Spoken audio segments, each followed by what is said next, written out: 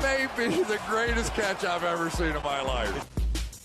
All right, guys, we are finally here. The fantasy football playoffs. I have no idea how long it has taken, but as a quick side note, if you are not currently in your fantasy football playoffs, if your playoffs start in week 15, 16, 17, and you don't go through 14, 15, 16, please, next season, talk to your commissioners because y'all need to fix that setting. The optimal playoff setting is going to be weeks 14, 15, and 16 in either a 10 or 12 man league where the top 6 teams make the playoffs.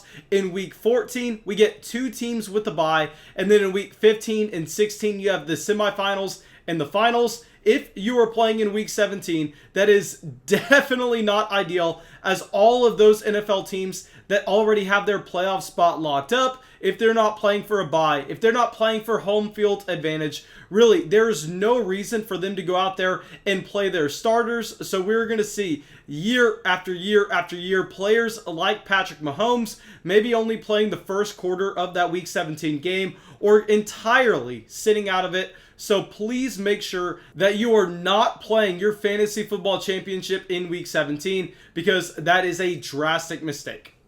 All right, well, that's it, and let's continue to do our work every single week, and let's dive into the 5 running backs that look like they are skyrocketing currently into the fantasy football playoffs. And let's start it off with the running back that I told everybody to put in their starting lineups this past week, in Myles Gaskin. Okay, so I know y'all are probably wondering, Mason, why do you have Myles Gaskin on here? He was only a high-end running back 2 this past week. Is he really skyrocketing in fantasy football? And if I'm going to come at you, I'm going to say 100% yes, guys. What do I talk about all the time in fantasy football when we are trying to project a running back or a wide receiver week to week? We are talking about volume. If you look at the efficiency of a week's performance and you try to project that on the player the following week, really you are going to have no success in being able to accurately predict that, as efficiency is so volatile over a small sample. But what is sticky, what is predictable, is actually going to be volume over that sample. And that is exactly what Myles Gaskin had, seeing over 20 carries in week 13,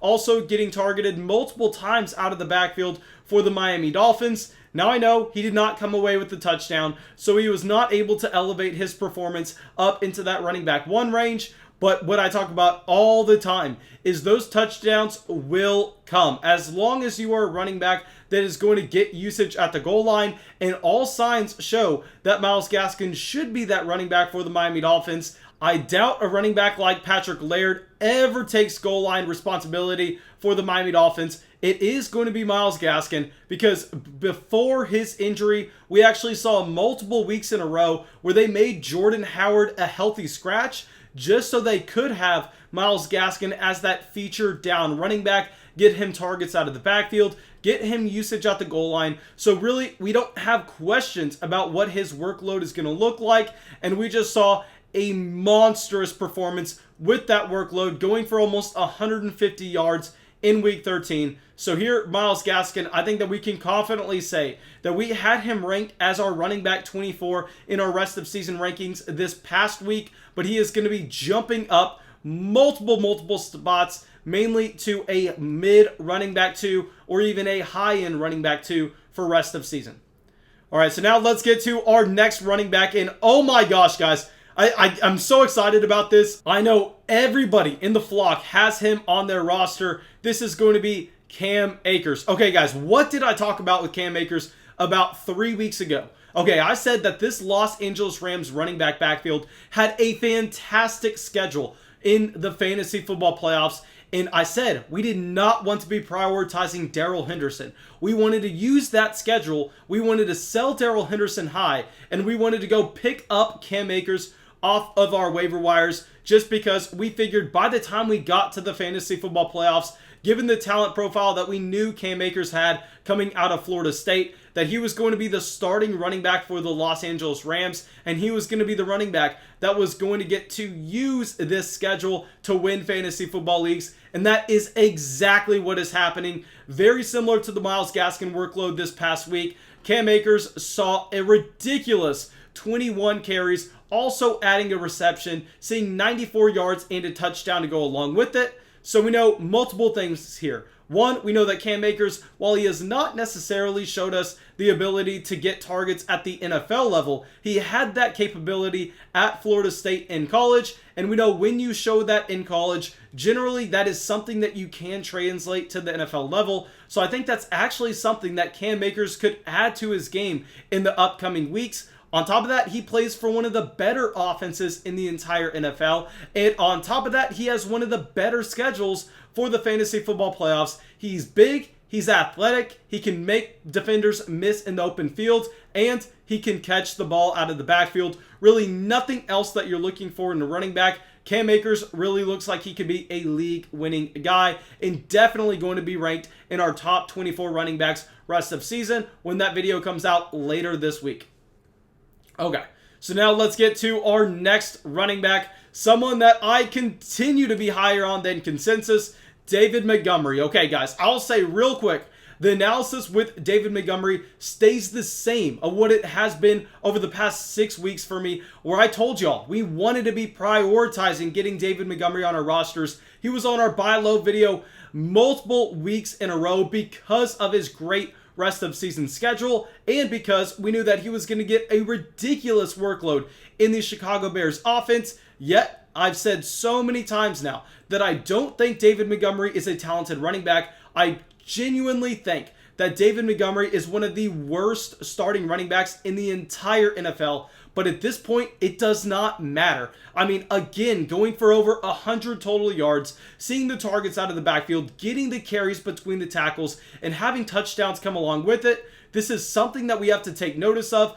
And yes, I just want to acknowledge the fact that over the past few videos, whenever I bring up David Montgomery, I have multiple people getting upset with me that I'm calling him an untalented running back. And I just want to point out the fact that a month ago, whenever I was saying the same thing, that this was a running back that we wanted to be buying low, even though he did not have the talent, people were coming at me and saying, Mason, what do you don't know anything. David Montgomery is horrible. David Montgomery can't do anything. So guys, please, let's pick a side here.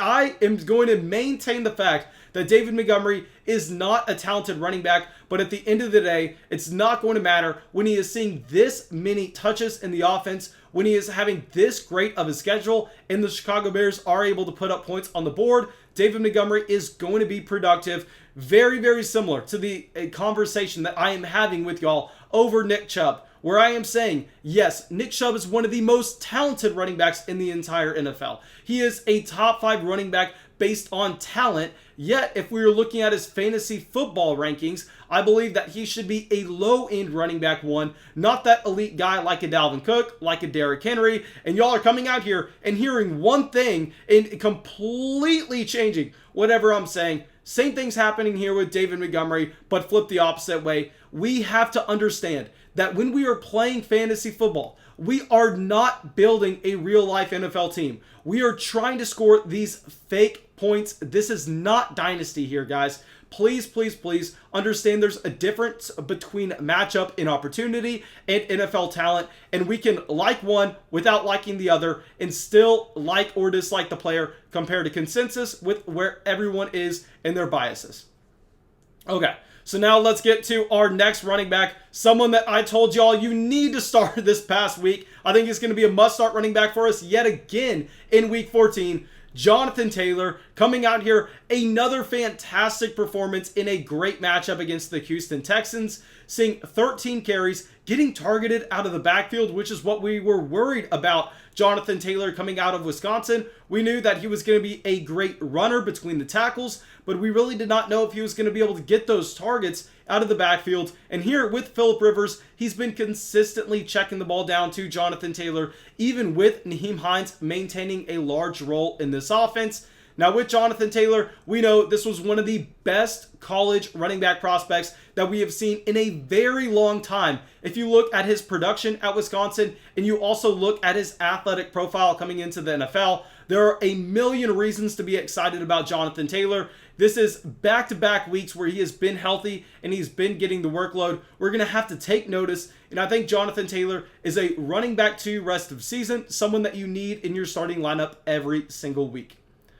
All right, so now our last running back, someone that I am not going to spend too much time talking about, but I owe everyone a massive, massive apology.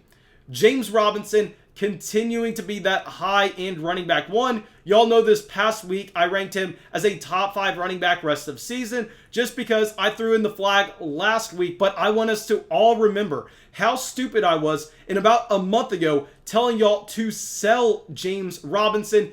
Embarrassing by me, as the Jacksonville Jaguars were able to come out here and yet again put up points against an average defense. So here, this was my lapse in judgment. I thought that because the Jacksonville Jaguars projected to be one of the worst offenses in the entire NFL, that James Robinson did not have access to that elite ceiling. But sometimes we just have to give into the fact that some of these running backs are truly elite talents, and if their offense can't elevate to being an average offense in the NFL, those running backs could be elite in fantasy.